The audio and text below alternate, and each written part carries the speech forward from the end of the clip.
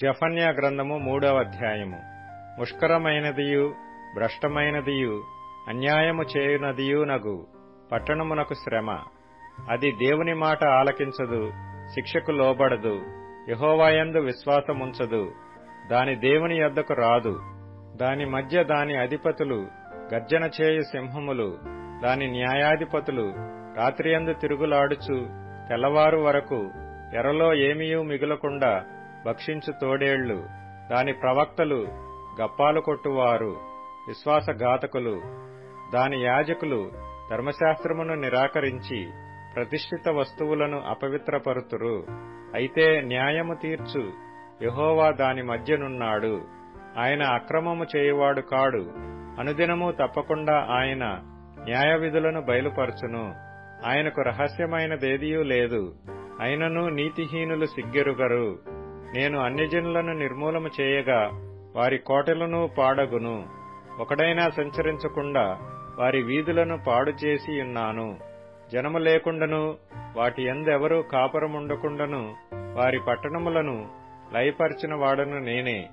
దాని విషయమై నా నిర్ణయమంతటి చొప్పున మీ నివాస స్థలము సర్వనాశనము కాకుండానట్లు నాయందు భయభక్తులు కలిగి శిక్షకు లోబడుదురని నేననుకొంటిని గాని వారు దుష్క్రియలు చేయుట యందు అత్యాశ గలవారైరి.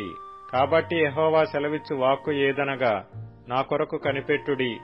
నేను లేచి ఎరపట్టుకుని దినము వరకు కనిపెట్టియుండుడి. నా ఉగ్రతను నా కోపాగ్ని అంతటినీ వారి మీద కుమ్మరించుటకై అన్యజనులను పోగు చేయుటకును గుంపులు గుంపులుగా రాజ్యములను సమకూర్చుటకును నేను నిశ్చయించుకొంటిని. నా రోషాగ్ని చేత భూమి అంతయు కాలిపోవును. అప్పుడు జనులందరూ యెహోవా నామమును బట్టి ఏకమనస్కులై ఆయనను సేవించున్నట్లు నేను వారికి పవిత్రమైన పెదవులనిచ్చెదను.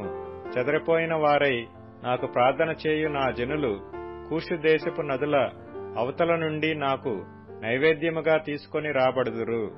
ఆ దినమున నీ గర్వమును బట్టి సంతోషించు వారిని నీలో నుండి నేను వెళ్లగొట్టుదును గనుక నా పరిశుద్ధమైన కొండయందు నీవిక గర్వము చూపవు. నా మీద తిరుగుబడి నీవు చేసిన క్రియల విషయమై నీకు సిగ్గు కలుగదు. దుఃఖితులకు దీనులను యెహోవా నామమును ఆశ్రయించు జనశేషముగా నీ మధ్య నుండనిత్తును. ఇశ్రాయేలీలలో మిగిలిన వారు పాపము చేయరు, అబద్ధమాడరు. కపటములాడు నాలుక వారి నోట నుండదు. వారు ఎవరి భయము లేకుండా విశ్రాంతి గలవారై అన్నపానములు పుచ్చుకొందురు. సీయోను నివాసులారా ఉత్సాహధ్వని చేయుడి. ఇశ్రాయేలీయులారా జయధ్వని చేయుడి. యెరూషలేము నివాసులారా పూర్ణ హృదయముతో సంతోషించి గంతులు వేయుడి. తాను మీకు విధించిన శిక్షను యెహోవా కొట్టివేసియున్నాడు. మీ శత్రువులను ఆయన వెళ్లగొట్టియున్నాడు. ఇశ్రాయేలుకు రాజైన యెహోవా మీ మధ్య ఉన్నాడు. ఇక మీదట మీకు అపాయము సంభవింపదు. ఆ దినమున జనులు మీతో ఇట్లందురు, యెరూషలేము భయపడకుము, సీయోను ధైర్యము తెచ్చుకునుము. నీ దేవుడైన యెహోవా నీ మధ్య ఉన్నాడు. ఆయన శక్తిమంతుడు. ఆయన మిమ్మును రక్షించును. ఆయన బహు ఆనందముతో నీయందు సంతోషించును. నీయందు తనకున్న ప్రేమను బట్టి శాంతము వహించి నీ అందలి సంతోషము చేత ఆయన హర్షించును. నీ నియామక కాలపు పండుగలకు రాలేక చింతపడు నీ సంబంధులను నేను సమకూర్చెదను. వారు గొప్ప అవమానము పొందినవారు. ఆ కాలమున నిన్ను హింసపెట్టు వారినందరినీ నేను శిక్షింతును. కుంటుచూ నడుచువారిని నేను రక్షింతును. చెదరగొట్టబడిన వారిని సమకూర్చుదును. ఏ దేశములలో వారు అవమానము నొందిరో అక్కడ నెల్ల నేను వారికి ఖ్యాతిని మంచి పేరును కలుగజేసెదను.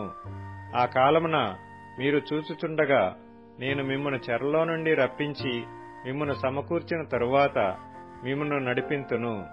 నిజముగా భూమి మీదనున్న జనులందరి దృష్టికి నేను మీకు ఖ్యాతిని మంచి పేరును తెప్పింతును. ఇదే యెహోవా వాక్కు.